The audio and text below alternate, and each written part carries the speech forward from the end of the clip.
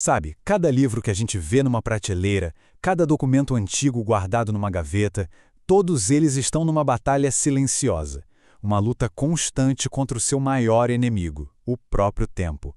Sem uma ajudinha, eles viram pó e levam junto um pedaço da nossa história. Então, nessa nossa conversa, a gente vai desvendar a ciência e a arte por trás do salvamento das nossas memórias impressas. Como é que se impede essa decomposição que parece inevitável? E aí chegamos na grande questão, né? Como é que se faz uma coisa tão frágil como o papel durar, sei lá, 500 anos? Parece uma missão impossível. Mas a resposta é uma mistura fascinante de ciência, de arte e de um cuidado que é quase cirúrgico. Ok, vamos direto ao ponto, ao centro do problema. O papel, na sua essência, é um material orgânico. É bom a gente pensar nele como se fosse uma folha de árvore ou uma fruta. Com o tempo, ele vai se decompor naturalmente. É o ciclo da vida. Então, sem uma intervenção muito cuidadosa, a história que está escrita ali simplesmente apodrece e desaparece.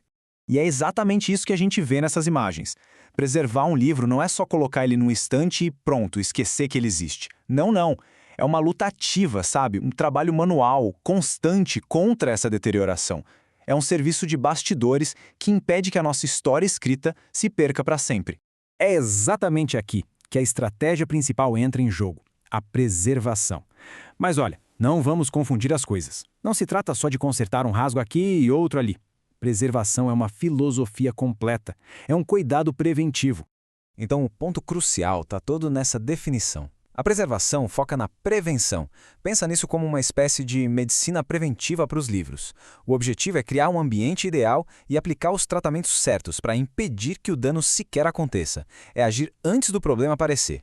Bom, e como é que essa tal medicina preventiva funciona na prática? Vamos para a parte que interessa, dar uma olhada em algumas das ferramentas e técnicas mais importantes, começando pela higienização e pelos pequenos reparos. Aqui a gente vê duas técnicas que são incríveis. A desacidificação é como se o papel tomasse um banho de farmácia. É que muitos papéis antigos, principalmente os feitos depois do século XIX, acabam ficando ácidos com o tempo, isso por causa de resíduos da fabricação. E essa acidez deixa eles quebradiços. Esse banho, então, neutraliza a acidez e simplesmente para a decomposição interna. Já a recuperação de suporte é quase uma microcirurgia, onde cada fibra rasgada é remendada com um cuidado extremo. E olha só o nível da tecnologia. Essa aqui é a MOP. Se uma página tem um buraco, essa máquina não vai colar um remendo por cima. Não, ela literalmente reconstrói a área que está faltando. Ela usa uma polpa de papel líquido que se integra perfeitamente à folha original. É um processo de uma precisão impressionante. Mas veja bem, os reparos são só metade da história. Tão importante quanto consertar os danos é o ambiente onde esses livros vivem. Vamos falar então do acondicionamento e do armazenamento, ou seja, o abrigo seguro. E para esse abrigo, existem algumas regras de ouro. E não é frescura, não. Materiais inadequados podem soltar ácidos que, ironicamente, destroem os livros que deveriam proteger. E a regra de ouro número 1, nunca no chão, é para proteger contra os piores inimigos, umidade, pragas e até mesmo uma possível inundação. Cada detalhe faz uma diferença enorme. E esse detalhamento todo aqui mostra que não existe uma solução única que sirva para tudo. Um livro comum, por exemplo, pode ficar bem com uma simples sobrecapa protetora. Mas um livro raro? Aí a história é outra. Ele ganha uma caixa feita sob medida, de material alcalino para neutralizar qualquer acidez que venha de fora. Até as fotografias precisam de envelopes especiais para a imagem não se degradar. É uma proteção personalizada para cada pedacinho de história. Todo esse esforço, esse trabalho meticuloso, da limpeza química ao armazenamento perfeito, tudo isso nos leva a pensar sobre o propósito maior por trás de tudo. Na verdade, o que estamos fazendo é moldar o futuro do nosso passado.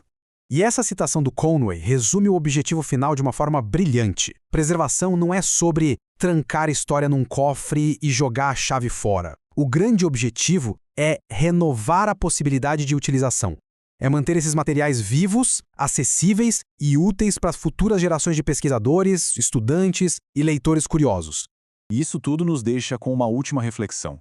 Quando a gente olha para todo esse trabalho de proteger as vozes e as histórias de ontem, a pergunta que fica ecoando é, com tantos registros sendo criados hoje, a cada segundo, quais histórias da nossa era a gente está escolhendo ativamente preservar para o futuro? A decisão, no fim das contas, é nossa.